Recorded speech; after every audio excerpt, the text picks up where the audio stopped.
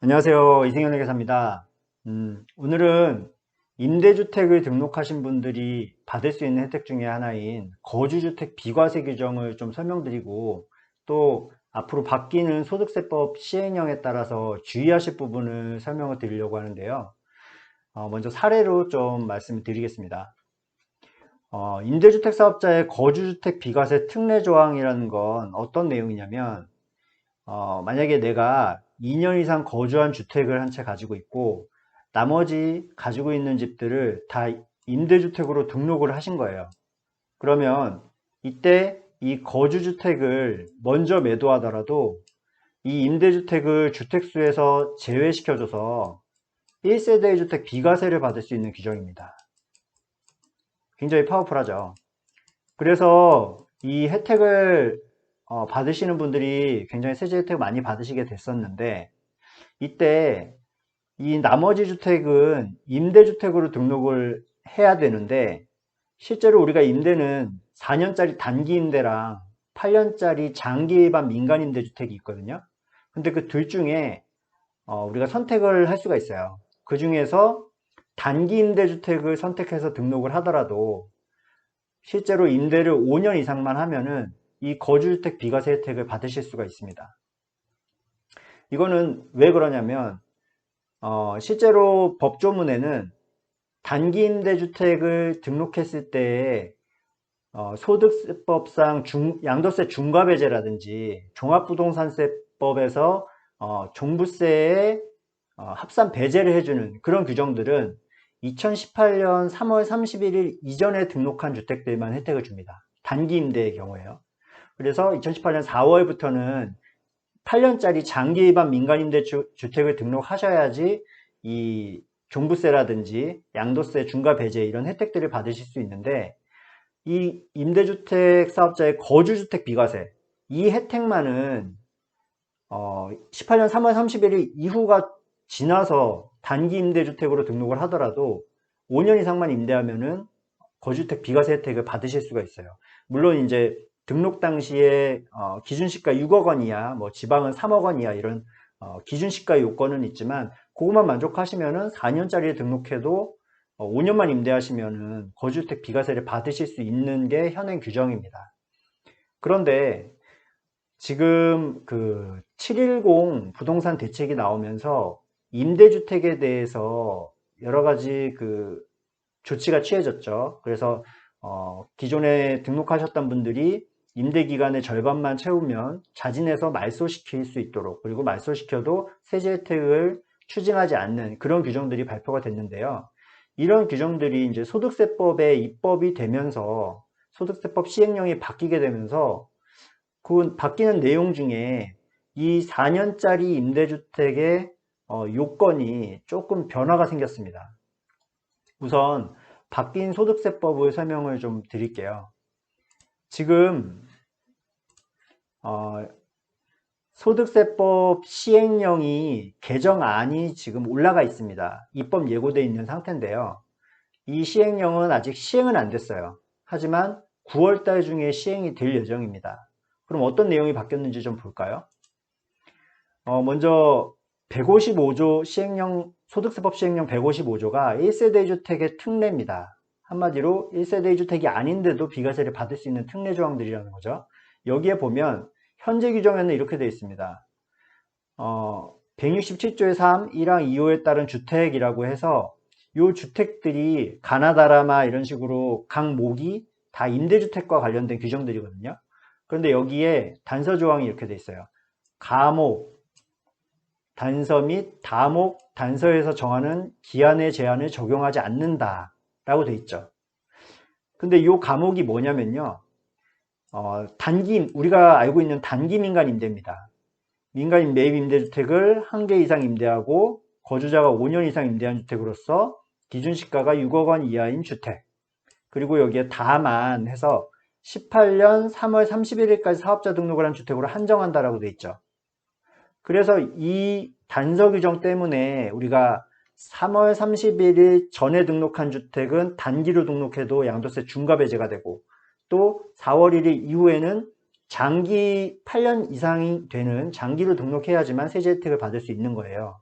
그런데 이 거주주택 비과세 규정에는 이 단서조항의 그 기한의 제한을 적용하지 않는다라고 되어 있어서 요 2018년 3월 31일까지 등록을 하는 요건은 적용이 되지 않습니다.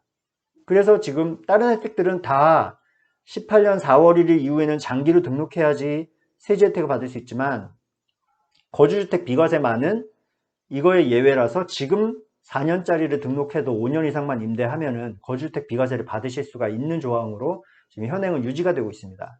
그런데 이 규정이 지금 개정 안에는 어떻게 올라가 있는지 한번 보면요.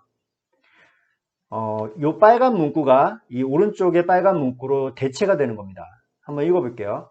같은 호 가목 및 다목의 경우에는 2020년 7월 10일 이전에 사업자 등록과 민특법상 사업자 등록을 한 주택에 한정한다 라고 되어 있죠. 이 바뀌는 문구에는 여기 단서에서 정하는 기한의 제한을 적용하지 않는다 라는 문구가 사라졌습니다. 자, 이게 사라지면 어떻게 될까요? 한마디로 2018년 3월 31일 이후에 단기로 등록한 임대주택은 이 거주주택 비과세를 판단할 때 주택수에서 빼주지 않겠다라는 거죠. 그러면 그런 주택들이 있으신 분들은 이 세법이 바뀐 이후에 거주주택을 파시면 비과세가 안 될 수 있는 겁니다. 다시 한번 아까 사례를 돌아가서 설명을 드려보겠습니다. 자, 이분의 사례는 2년 이상 거주한 주택을 지금 팔려고 해요. 이미 매도 계약을 했습니다. 그리고 잔금이 이제 11월 달에 치르시는 케이스예요. 그런데 임대주택 두 채가 있는데 한 채는 18년 3월 10일, 3월 31일 전에 등록한 거죠. 근데 또 한 채는 올해 2월 달에 등록을 하셨어요. 이거는 3월 31일 이후에 등록한 거죠. 지금 현재 규정은 이 전에 등록한 거나 후에 등록한 거나 다 주택수에서 빼줘서 이 거주주택이 비과세가 됩니다. 근데 지금 이 개정되는 소득세법 시행령이 9월 달로 예정이 되어 있거든요. 이게 9월 달에 개정이 된 이후에 이분은 11월에 잔금이니까 양도를 하시게 되겠죠. 그럼 이분이 갑자기 바뀐 세법에 따르면 비과세가 안 되는 거예요. 왜죠? 이 18년 3월 31일 이후에 등록한 임대주택이 주택수에서 삭제가 안 되기 때문에 그렇습니다. 아까 그 단서 조항이 사라졌잖아요. 그 이후에 이전에 등록한 주택에 한정한다라는 거를 빼줬는데 이제 바뀌는 조항에는 그 빼주는 조항이 사라지기 때문에 이 18년 3월 30일 이후에 등록한 주택이 주택으로 살아나는 겁니다. 그러면 2주택이 돼서 이 주택이 비과세는커녕 이제 중과세가 되겠죠. 조정지역이라면 양도세 중과세가 되는 굉장히 심각한 그 재산상의 피해가 오는 그런 케이스가 될 수 있습니다. 그래서 이분이 실제로 저희 그 기장 고객의 사례인데요. 이분은 지금 11월에 잔금으로 하셨는데 제가 요 소득세법이 개정안이 이렇게 올라가 있으니까 빨리 지금 9월이 시행될 수 있으니까 8월 달 안에 소유권을 이전하셔서 양도를 마치셔라 라고 조언을 좀 해드렸고요. 이게 모르겠습니다. 그대로 소득세법이 개정이 이루어질지 아니면은 이런 부분을 좀 디테일하게 수정해서 이전에 계약하신 분들은 종전규정을 적용받도록 해줄지는 모르겠지만 아무튼 현재 올라가 있는 소득세법 시행령에는 그런 경과규정조차 없기 때문에 이렇게 이미 계약을 양도 계약을 하신 분들도 잔금이 소득세법 시행령 개정 이후에 되신 분들은 양도세 폭탄을 맞으실 수 있는 그런 상황입니다. 그래서 이 부분은 본인이 해당되는지를 잘 체크를 해보시고 만약에 해당이 되신다면 빠르게 소유권을 이전하거나 잔금을 하셔서 소득세법 시행령 개정 이전에 양도를 마무리 하시는 게 좋겠습니다. 세법이 계속 지금 빠르게 변경되고 있기 때문에 이런 부분들이 확정이 되지 않았지만 미리 말씀을 드리는 이유는 확정이 된 이후에 말씀을 드려봐야 우리가 세금을 줄일 수 있는 방법들이 없습니다. 그래서 아직 확정이 안 된 부분이지만 좀 미리 말씀을 드리는 거니까 이런 부분에 해당되시는 분은 다시 한번 검토해 보시고 양도 시점을 좀 조절하셨으면 좋겠다라고 말씀을 드리겠습니다. 오늘 내용도 도움이 되셨다면 구독과 좋아요 부탁드립니다. 감사합니다.